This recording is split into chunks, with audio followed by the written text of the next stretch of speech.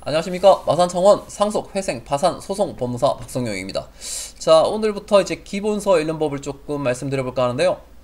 앞전 영상 기억을 조금 환기시켜 보시면은 조문이 있고 그 조문에 대한 어떤 의의와 취지가 있고, 그리고 조문이란 것이 모든 상황에 맞게 맞춰진 것은 아니기 때문에 해석상의 문제가 발생하고, 그거에 대해서 명쾌하게 판단을 내리는 것이 판례이다. 따라서 실무 전문가를 뽑는 우리 법무사라고 하는 우리 시험의 특성상 학설은 거의 출제되지 않기 때문에 아직까지 출제 안 되는 걸로 알고 있습니다. 그렇기 때문에 실질적으로 조문과 판례 정도만 나오지 의의와 취지가 나오지는 않겠죠. 아무래도 그거는 정형화된 어떤 지문이 될 수가 없으니까요. 따라서 우리는 조문과 판례 위주를 보되, 그 조문이 이해가 가지 않는다면 의의와 취지 정도만 보시고, 시간적인 여유가 조금 많이 있으신 분들이라면은 조문이 있고요. 그 조문에 효력을 발생하는 요건 사실이라는 게 있습니다. 그 요건 사실에서 사실은 분쟁이 일어나서 판례가 만들어져요. 그렇기 때문에 조금 더 여유 있게 보신다면 요건 사실까지 보시면은 금상첨화다. 하지만 출제는 조문과 판례만 나옵니다. 우리가 어떤 지문이 출제되었을 때 그 지문이 왜 맞는 지문이고 왜 틀린 지문인지를 판단할 필요는 없어요. 사실 객관식이란 게 원래 그래요. 그냥 지금 출제된 그 지문이요, 원래 조문과 원래 판례와 동일하느냐 아니냐, 즉 일치하느냐 불일치하느냐만 판단해도 된다는 거예요. 지문이 뭐 주주주 있다가 마지막에 뭐뭐이다 라고 했는데 조문을 보니까 아니다 라고 되어 있어요. 그럼 그냥 틀린 판례인 거예요. 아니, 틀린 지문인 거예요. 그게 답니다. 이다라고 되는데 이다라고 되어 있어요. 그럼 맞는 지문이죠.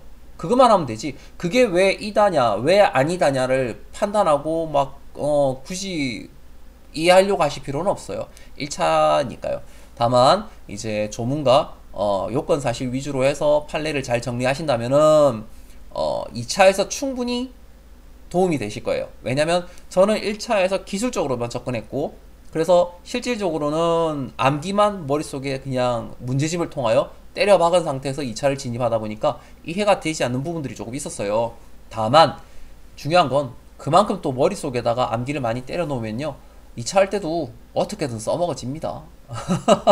익숙하기라도 하면.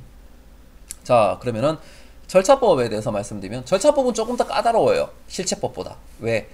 실체법은 사실 그 조문과 판례가 해당 조문과 해당 판례 이렇게만 생각하시면 되지만, 절차법은 절차에 의해서 그 절차에 흘러가는 거에 따라서 어떤 규정과 조문이 적용이 되고 어떤 건 안 되고, 그러면 이거는 이렇게 하면 안 돼? 라고 했을 때 내려지는 것이 판례이고, 따라서 절차 자체를 조금 이해하시면은 좋아요. 그런데 사실 이제 이거를 진입하신 분들은 절차 이해하기 어렵죠. 그럼 절차는 어디서 확인하느냐? 바로 목차에 있습니다. 2차도 마찬가지고요, 1차도 마찬가지고요. 모든 그 공부는요, 목차가 제일 중요해요. 목차가 바로 절차 그 자체입니다. 저도 예전에 소설을 쓴 게 있습니다. 아직 뭐 출판한 건 아니지만 단편 2개랑 그 장편 1개가 있어요. 뭐 언젠가는 출판할 거예요. 그런데 그게 20대 초반 때 막 너무 겉멋에 들어가지고 막 쓴 거라서 지금 보니까 너무 오글거리더라고. 그래서 조금 수정이 필요할 것 같긴 한데, 나 뭔 소리 하는 거니? 아이가 그렇지. 그때 제가 가장 고민했던 게 목차였어요. 목차. 단순히 그냥 소설을 쓸 때도 목차가 중요한데, 신경이 쓰이는데, 이런 절차법 관련된 책을 만들면서 목차가 얼마나 중요하겠어요. 심지어 조문의 편성 자체도 절차에 맞게 편성되어 있습니다.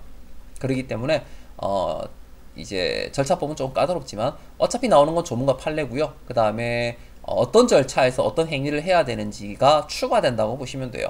그러니까 절차를 조금 이해하셔야 되고, 제가 사실은 1차 그 실체법 책은 없습니다. 없어가지고 뭐 읽어드리고 싶어도 읽어드릴 수는 없고, 2차 그 절차법 책은 지금 있으니까요, 제가 가장 핵심적인 과목 2과목만 아주 가볍고 짧게 읽는 모습 보여드릴게요. 그런데 영상 너무 길면 재미없으니까요, 여기서 컷하고 다음 영상에서 한번 읽어봐 드리겠습니다. 감사합니다. 박성용이었습니다.